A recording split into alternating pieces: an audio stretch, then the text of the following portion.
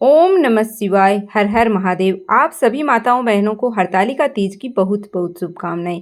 हरतालिका तीज का व्रत भाद्रपद महीने के शुक्ल पक्ष की तृतीया तिथि को रखा जाता है और इस दिन महिलाएं या कुंवारी कन्याएं भगवान शिव और माता पार्वती की रेत और बालू द्वारा बनाई गई अस्थायी प्रतिमाओं की पूजा करती हैं और सुहागन महिलाएं अपने सुखी वैवाहिक जीवन और संतान प्राप्ति और वही कुंवारी कन्याएं भगवान शिव जैसे गुणों वाले पति की प्राप्ति की कामना से इस व्रत को रखती हैं। हरतालिका का अर्थ होता है सखी द्वारा अपहरण किया गया, क्योंकि देवी पार्वती जी की सखियां उनका अपहरण करके उन्हें घने जंगल में ले गई थी ताकि वे उस घने जंगल में बिना किसी बाधा के एकांत भाव से भगवान शिव को पति के रूप में प्राप्त करने के लिए कठिन साधना कर सकें। क्योंकि देवी पार्वती जी के पिता उनकी इच्छा के विरुद्ध उनका विवाह भगवान विष्णु से कराना चाहते थे, इसलिए देवी पार्वती ने हरतालिका तीज का कठिन व्रत किया था। इस व्रत को पूरी तरह से निर्जला और निराहार रखा जाता है। हालांकि कुछ स्थितियों में जल और फल ग्रहण किया जा सकता है, जैसे कि माताएं बहनें हैं पहले से इस व्रत को रखती आ रही हैं, यदि स्वास्थ्य संबंधी समस्या आ रही है या फिर कोई महिला इस समय प्रेग्नेंट हो तो इस व्रत में आपको आगे है वो जारी रखना चाहती हैं, मतलब व्रत रख रही हैं तो इस व्रत में जल दूध फल का सेवन कर सकती हैं। आंध्र प्रदेश, तमिलनाडु, कर्नाटका हरतालिका तीज को गोरी हब्बा के नाम से जाना जाता है। आइए जानते हैं साल 2025 में इस बार हरतालिका तीज व्रत कब है, व्रत किस दिन रखा जाएगा और पूजा के शुभ मुहूर्त कौन कौन से रहेंगे, क्योंकि इस दिन प्रातःकाल पूजा की जाती है। यदि आपके पास समय ना हो सुबह पूजा करने का तो शाम को प्रदोष काल में भी पूजा कर सकते हैं, क्योंकि हरतालिका तीज व्रत में रात्रि जागरण किया जाता है। तो रात्रि जागरण करते समय 4 पहरों की पूजा की जाती है। तो 4 पहर की पूजा के शुभ मुहूर्त कौन कौन से हैं और जो माताएं बहनें 4 पहर की पूजा ना कर पाएं वे निशिता काल के मुहूर्त में पूजा कर सकती हैं। तो निशिता काल का मुहूर्त कब से कब तक रहेगा, इसके अलावा व्रत का पारण का शुभ मुहूर्त क्या रहेगा, इन सारी बातों को आज की इस वीडियो में हम जानने वाले हैं। अगर जानकारी अच्छी लगे तो वीडियो को लाइक जरूर कर दीजिएगा। इस बार भाद्रपद मास के शुक्ल पक्ष की तृतीया तिथि 25 अगस्त दिन सोमवार को दोपहर 12:35 से शुरू हो रही है और तृतीया तिथि का समापन 26 अगस्त मंगलवार को दोपहर 1:54 पर होगा।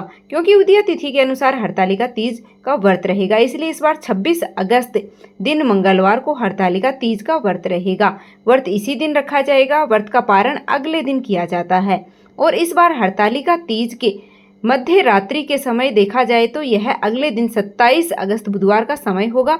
भद्रा भी लग रही है जिसका समय होगा 27 अगस्त बुधवार को सुबह 2:46 पर दोपहर 3:44 तक रहने वाली है। लेकिन इस बार भद्रा पाताल लोक में रहेगी, जिस कारण से भद्रा धरती लोक पर अशुभ नहीं रहेगी। इसलिए आप बुधवार के दिन चाहे तो पूजा व्रत पारण हो या विसर्जन हो आदि कार्य कर सकते हैं, क्योंकि यह भद्रा अशुभ नहीं रहेगी। 26 अगस्त दिन मंगलवार को सूर्य उदय होगा सुबह 6:11 पर और सूर्य अस्त होगा शाम को 6:46 पर। ब्रह्म मुहूर्त सुबह 4:35 से 5:23 तक रहेगा। क्योंकि इस व्रत में पूरी तरह से निर्जला रखा जाता है, ऐसे में जो माताएं बहनें सुबह के समय जल पीना चाहती हों, दूध ग्रहण करना चाहती हों या लिक्विड कोई भी चीज़ लेना चाहती हों तो उन्हें सुबह 4:35 से पहले जल और दूध का सेवन कर लेना चाहिए। उसके बाद में आपको निर्जला व्रत रखना होगा। इस बार हस्त नक्षत्र पूरा दिन रहेगा और साध्य योग दोपहर 12:09 तक रहेगा। बाद में शुभ योग प्रारंभ हो जाएगा। तो स्वार्थ सिद्धि योग में इस बार हरतालिका तीज का व्रत रहेगा और राहु काल दोपहर 3 बजे से 4:30 तक रहेगा, जो कि अशुभ मुहूर्त होता है। हरतालिका तीज में 4 पहर की पूजा के लिए, जिसमें सबसे पहले पूजा का शुभ मुहूर्त प्रारंभ होगा शाम को 6 बजे से लेकर 9 बजे तक। दूसरा पहर रात्रि 9 बजे से मध्य रात्रि 12 बजे तक रहेगा और तीसरा पहर रात्रि 12 बजे से लेकर अगले दिन सुबह 3 बजे तक रहेगा। पूजा का चौथा और अंतिम पहर रहेगा सुबह 3 बजे से लेकर 6 बजे तक।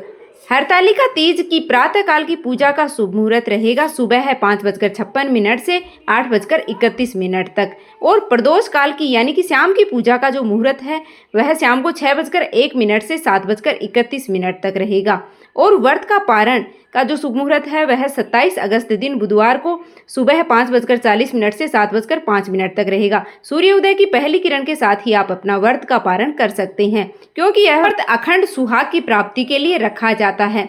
कंवारी कन्याएं मनचाहे जीवन साथी की प्राप्ति की कामना से इस व्रत को करती हैं, इसलिए इस व्रत में भगवान शिव और माता पार्वती का सच्चे मन से पूजन करना चाहिए।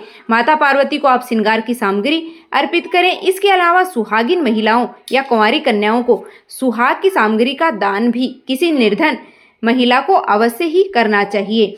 ऐसा करने से भी माता पार्वती प्रसन्न होती हैं और मनोकामनाओं को पूर्ण करती हैं। तामसिक चीजों का सेवन करने से बचना चाहिए और जो भी व्रती महिलाएं होती हैं उन्हें दिन में सोना नहीं चाहिए। सुबह विधि विधान से संकल्प लेकर के पूजा प्रारंभ करें, कथा का श्रवण करें और दिन भर उपवास रखें। शाम के समय एक बार फिर से पूजा करें।